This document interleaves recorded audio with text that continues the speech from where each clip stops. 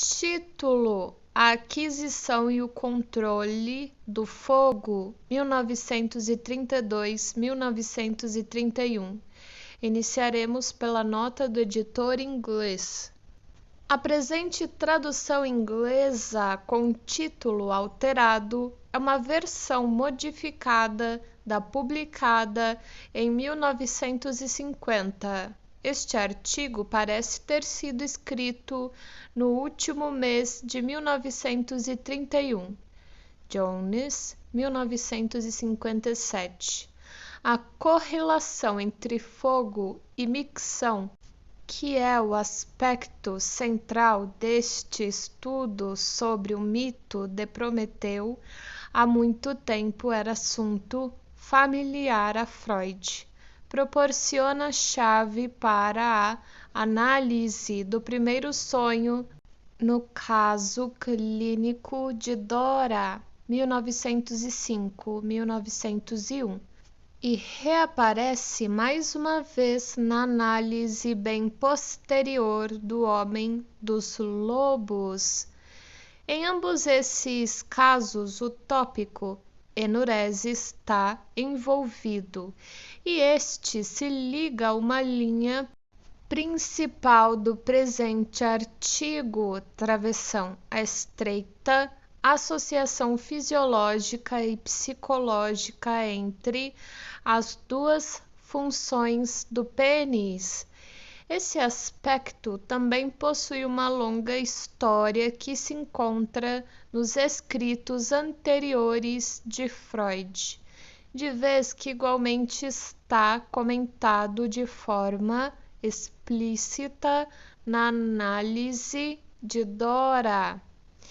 E já anteriormente, uma carta a Flies, em 27 de setembro de 1898, Freud declara que uma criança que regularmente urina na cama até os 7 anos deve ter experimentado excitação sexual na infância. Freud, 1950, carta 97. Repetidamente insistiu em diversas ocasiões na equivalência entre enurese e masturbação.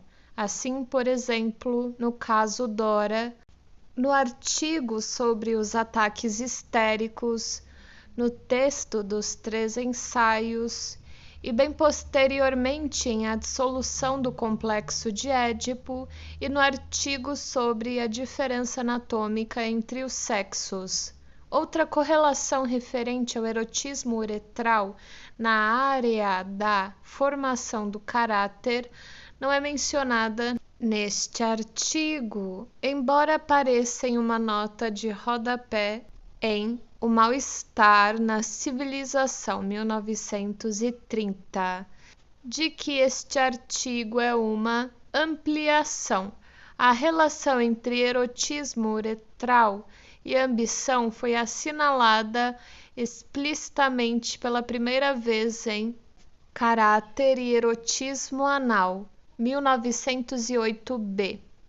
Contudo, algo muito semelhante, sua conexão com seus sentimentos de grandeza e megalomania, tinham sido abordada em 2 passagens de A Interpretação de Sonhos, 1900A, edição estandarte brasileira, na última das quais aparece casualmente o assunto referente à extinção do fogo.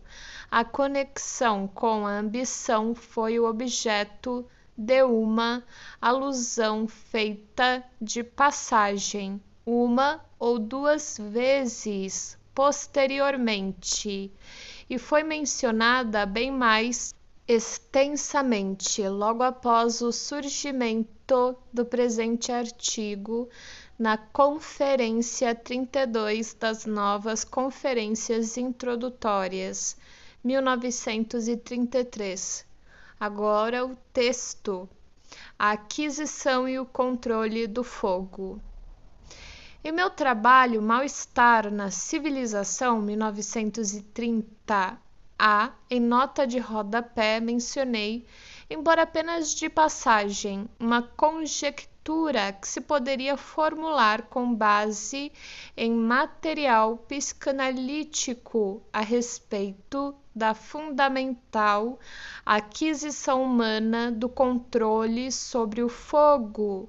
Sou levado a mais uma vez retomar o tema em virtude da contestação feita por Albrecht Schweitzer, 1930, e da surpreendente referência de Erlenmeyer no artigo precedente à lei mongol contra mijar nas cinzas, pois eu penso que a minha hipótese de que, com a finalidade de conseguir controle sobre o fogo, os homens tiveram de renunciar ao desejo mesclado de homossexualismo, de apagá-lo com um jato de urina, travessão, pode ser confirmada mediante uma interpretação do mito grego de Prometeu, contanto que tenhamos em mente as distorções que se deve esperar ocorram na transição dos fatos ao conteúdo de um mito.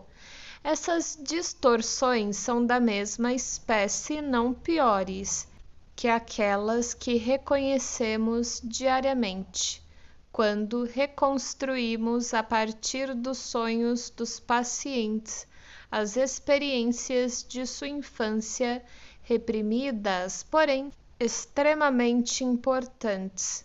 Os mecanismos utilizados nas distorções a que me refiro são a representação simbólica e a transformação no oposto. Não me arriscaria a explicar dessa forma todos os aspectos de nosso mito, excetuando o conjunto de fatos originais. Outras ocorrências subsequentes podem ter contribuído para o seu conteúdo. Os elementos que comportam interpretação analítica, contudo, são, afinal, os mais surpreendentes e importantes, ou seja, a maneira pela qual Prometeu transportou o fogo, as características desse ato, abre parênteses, um ultraje, um roubo, um logro contra os deuses, fecha parênteses, e a significação do seu castigo. O mito conta-nos que Prometeu, o titã herói cultural, que era ainda um deus e que originalmente talvez fosse mesmo um demiurgo e criador de homens, trouxe o fogo aos homens, tendo-o roubado aos deuses e escondendo-o num pau oco, um caule de funcho. Se estivéssemos interpretando um sonho, tenderíamos a considerar esse objeto como um símbolo do pênis, embora o acento em comum que se coloca no fato de ser oco nos faça hesitar. Mas, como podemos correlacionar tal tubo, travessão pênis, com a preservação do fogo, parece difícil fazer essa correlação, até que nos lembramos do uso da inversão, da transformação no contrário, da inversão da relação que é tão comum nos sonhos e que tantas vezes nos oculta o seu significado. O que um homem contém no seu tubo-pênis não é o fogo, pelo contrário, é o meio de apagar o fogo, é a água do seu jato de urina. Essa relação entre fogo e água então entra em conexão com uma grande quantidade de material analítico conhecido. Em segundo lugar, a aquisição do fogo constituiu um crime. Foi realizada mediante roubo ou furto. Esse aspecto é constante em todas as lendas sobre a aquisição do controle do fogo. É encontrado entre os povos mais diversos e espalhados pelas mais distantes regiões, e não apenas no mito grego de Prometeu, o portador do fogo. Aqui deve estar, por conseguinte, um conteúdo essencial das lembranças distorcidas da humanidade. Logo, porque a aquisição do fogo está em conexão inseparável com a ideia de crime, quem é que foi insultado ou defraudado com isto? O mito de Prometeu, um Hesíodo, dá-nos uma resposta direta, pois numa outra história não diretamente relacionada ao fogo, Prometeu dispôs os sacrifícios aos deuses de tal forma que os homens levavam vantagem sobre Zeus. São os deuses, portanto, que são defraudados. Sabemos que nos mitos aos deuses é garantida a satisfação de todos os desejos a que as criaturas humanas têm de renunciar, tal como constatamos no caso do incesto. Falando em termos analíticos, diríamos que a vida instintual, travessão, o id, travessão, é o Deus que é defraudado quando se renuncia à extinção do fogo.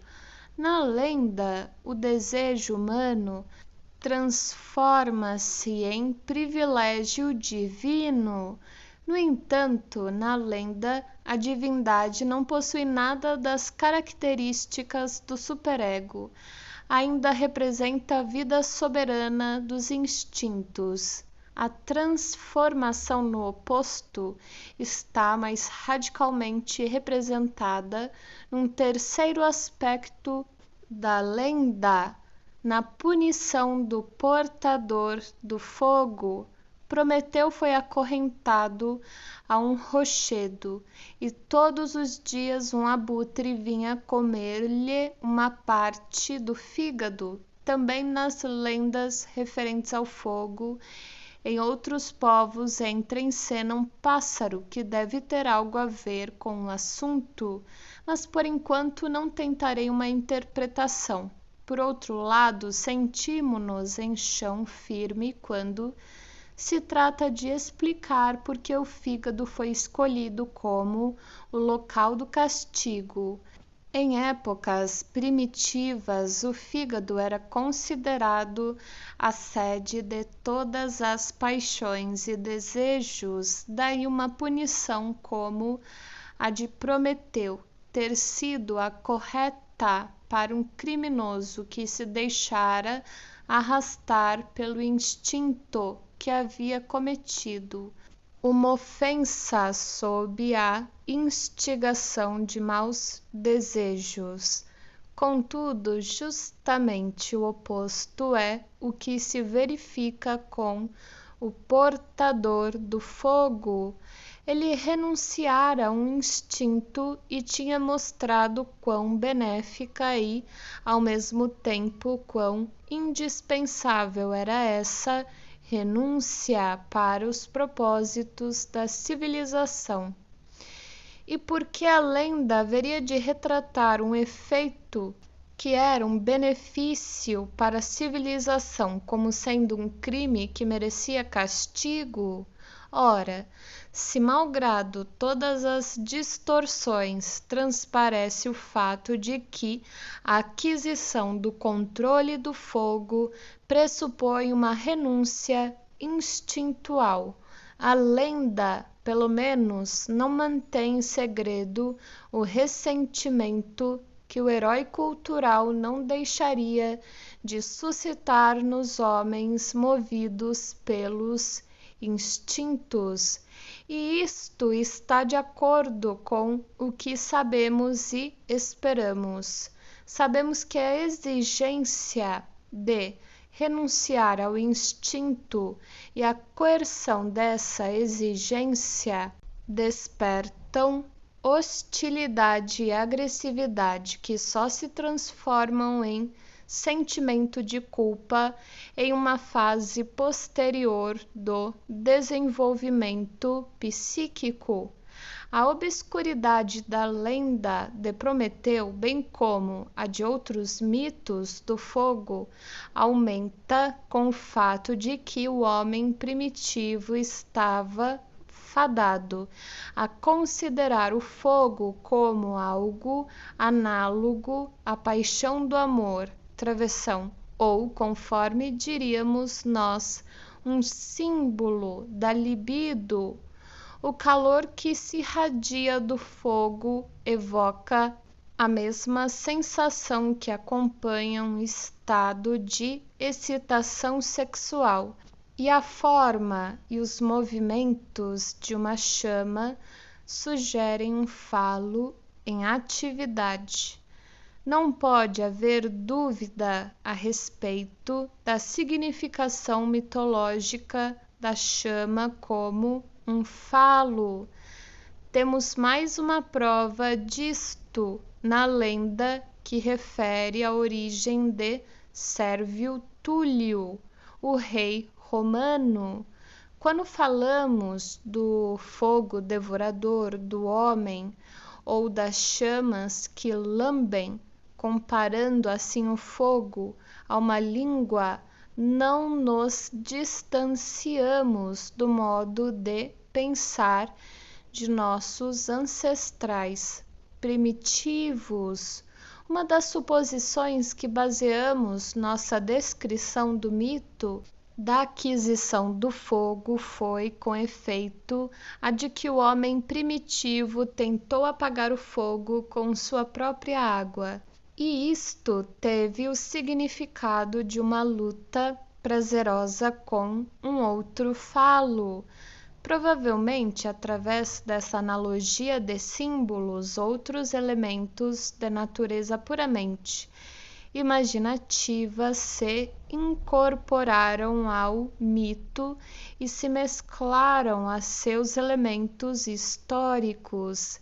É difícil resistir à ideia de que, se o fígado é a sede da paixão, sua importância simbolicamente é a mesma que a do fogo, e que, com isso, caso de ser diariamente devorado e renovado, dá um quadro apropriado do comportamento dos desejos eróticos que, embora satisfeitos todos os dias, também revivem todos os dias. A ave que se alimenta do fígado teria, pois, a significação de pênis, travessão, significação que não lhe é estranha em outras correlações, de vez que a conhecemos de lendas, sonhos, expressões de linguagem e representações plásticas em tempos primitivos. Um pequeno passo adiante leva-nos à fênix, a ave que, tão logo é consumida pelo fogo, surge rejuvenescida mais uma vez, e que, de preferência, e antes de ser uma alusão ao sol que se põe no crepúsculo vespertino a fim de novamente erguer-se, é muito provavelmente uma alusão ao pênis que surge revivecido depois de haver relaxado. Aqui se pode perguntar se nos é permitido atribuir à atividade mitopoética uma tentativa de dar, ludicamente, digamos assim, uma representação disfarçada para os processos mentais universalmente conhecidos, embora também extremamente interessantes, que se acompanham de manifestações físicas sem outro motivo que o de um simples prazer de representá-lo. Certamente não podemos dar uma resposta definitiva a essa questão sem havermos aprendido inteiramente a natureza dos mitos. Contudo, nos dois exemplos que estamos examinando, o do fígado de Prometeu e o da Fênix, é fácil reconhecer o mesmo conteúdo e com ele um propósito definido.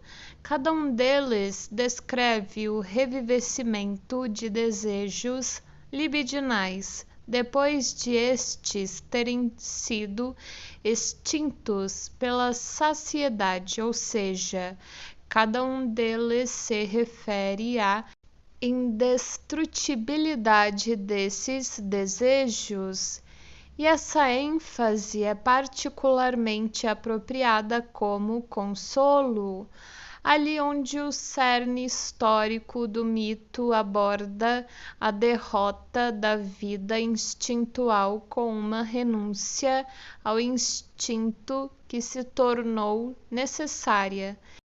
É, por assim dizer, a segunda parte de uma reação compreensível do homem primitivo quando este sofreu um golpe em sua vida instintual após a punição do delinquente.